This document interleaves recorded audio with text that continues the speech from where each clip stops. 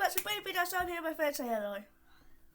Hello guys, today Declan's going to explain what we're going to be doing today. It's a banger, just saying, it's a banger. Yes. So we are going to be reacting to El Reno, the largest tornado in recorded history by Tornado TRX. Yep. Okay. And there's going to be parts on this, okay, because you should be like, no, they'll be just too long. So we'll do like 10 minutes on this reaction video, and then 10 minutes on the other one and all that. All right. Yeah. And also, fun fact about the El Reno. My screen on my phone. So it's called. Yes. What do you want to say? Yep. I also have a fun fact about the 2013 El Reno tornado. Apparently, at first, right, at 5:54 p.m., it was actually just like a little cone funnel cloud, right? But then around 6 or 1 p.m., like the wall cloud actually lowered a lot, right? And it became like a multi-vortex tornado, and within 5 minutes, it became a wedge. Yeah. Guys, we were meant to do a Helicity recording for this channel, but the recording stopped. So we're doing a reaction channel, and so far the recording's looking good. So are you ready? Yep. Roll the clip. I'm gonna like this video as well. Here we go. Yep. This is the largest tornado in recorded history, heading straight for storm chasers, desperately trying to escape. In just a couple of minutes, this monster would become one of the strongest, most infamous tornadoes in modern history. Oh yeah, I'm gonna tell you when to pause the parts of the video, and I can explain what happened, because I know a lot about this tornado. But how did this happen?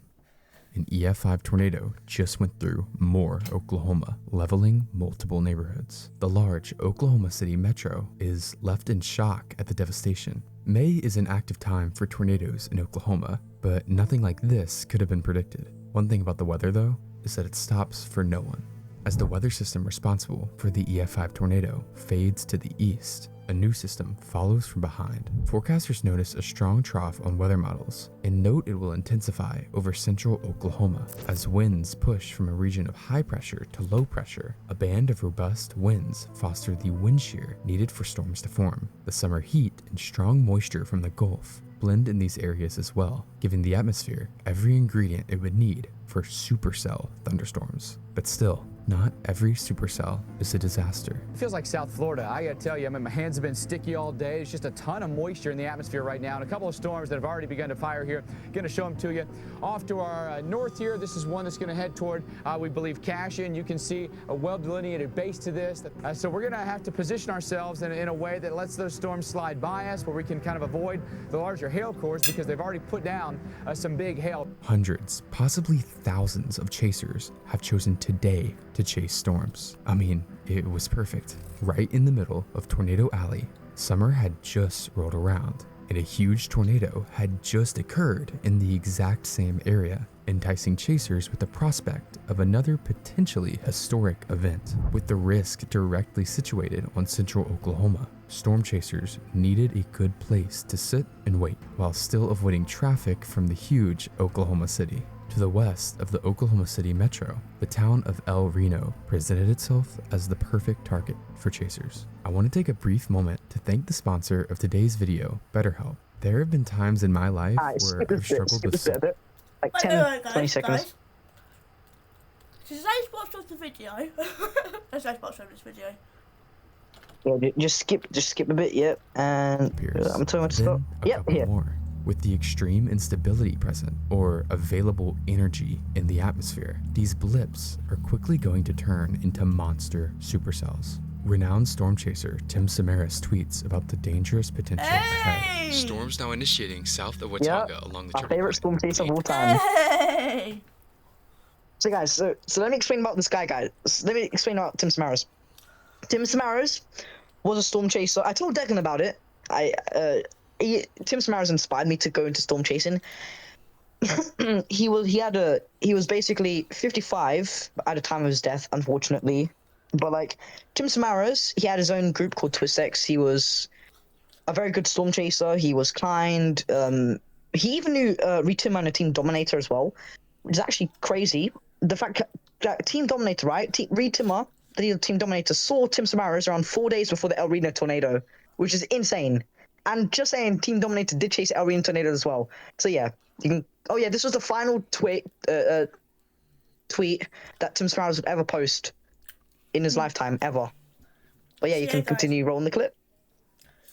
You got some info there from my friends. Let's carry on. Yeah. Dangerous day You know, ahead I know for my Oklahoma. companies and stuff. Yeah. Guys, just saying, there's gonna be different. Again, I'm gonna be saying this again. There's gonna be different parts. But anyways, let's continue. Stay weather savvy. Tim is chasing with his group Twistex. His son, Paul Samaras, and a close colleague of his named Carl Young accompany him as part of the team. Their goal? Get life-saving data of tornadoes using instruments like pressure probes. In fact, back in 2003, Tim had set the world record for the 2003.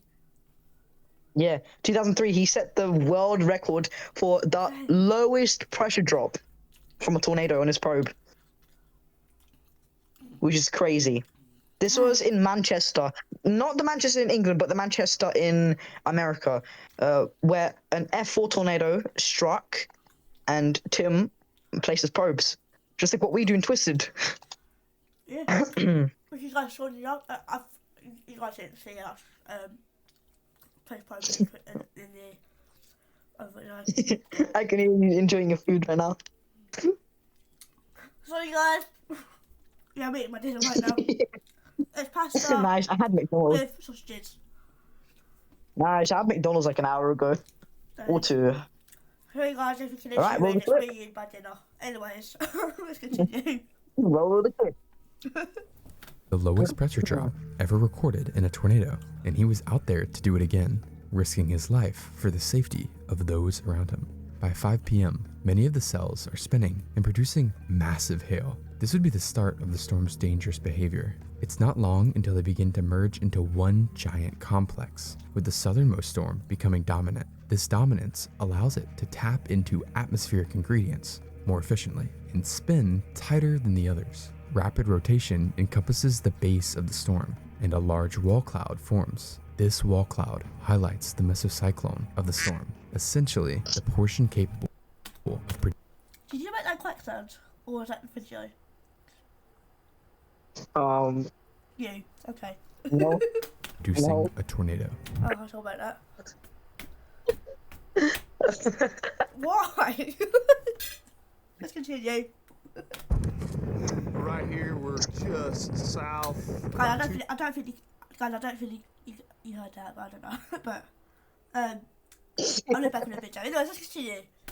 Miles and maybe a mile west of El Reno. This is a pretty good storm right here. This cloud right here. At 6:01 p.m., the first report of a tornado appears. When exactly this tornado actually touched down, however, is a little murky, as the actual base of the storm is enormous. Instead of a thin